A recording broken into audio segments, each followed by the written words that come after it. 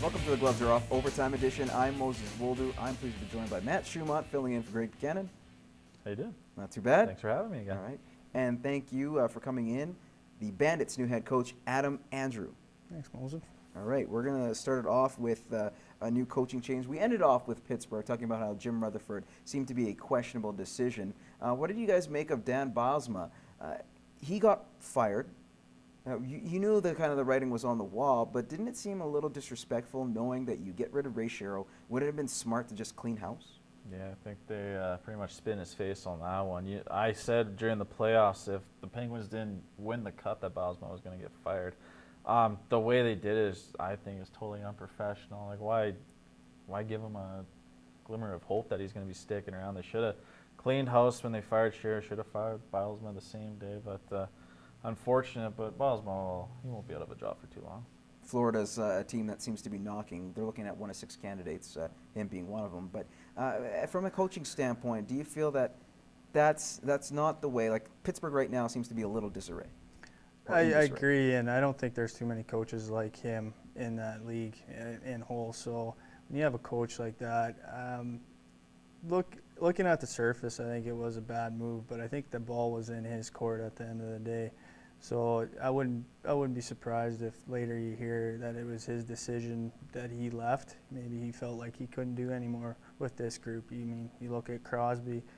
He's kind of in that second tier. Like, if you pull the GMs, who are you going to build a team around?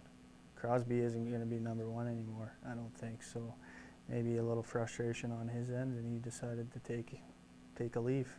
Do you think maybe the players or somebody got in the ear, maybe saying,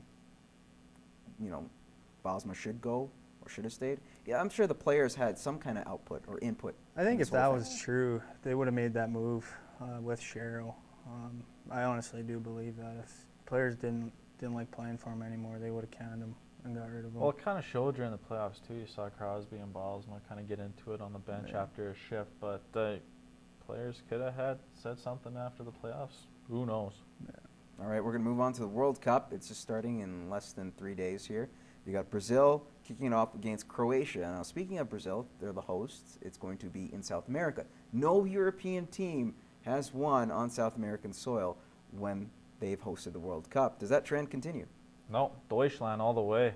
Germany, they're going to do it. They're going to do it. You're going with Germany? Going with my boys. Okay. I'm going to go Germany as well, for sure. You got Spain and the Netherlands in the group of death, and 2 finals from the last World Cup. That's going to be a tough one to get out, and so I think it's going to be Germany and Brazil in the final. Okay, and you're saying Germany wins it this time? Yeah. See, what about you? Me? Think? Yeah. Argentina. It's going to be all Latin American final. It's going to be Argentina against Brazil.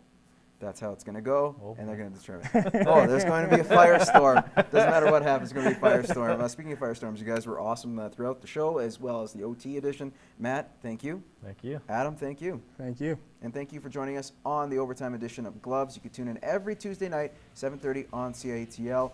And then you could also check us out on our Facebook page for the questions we didn't get to. In the meantime, we will see you in 7 days.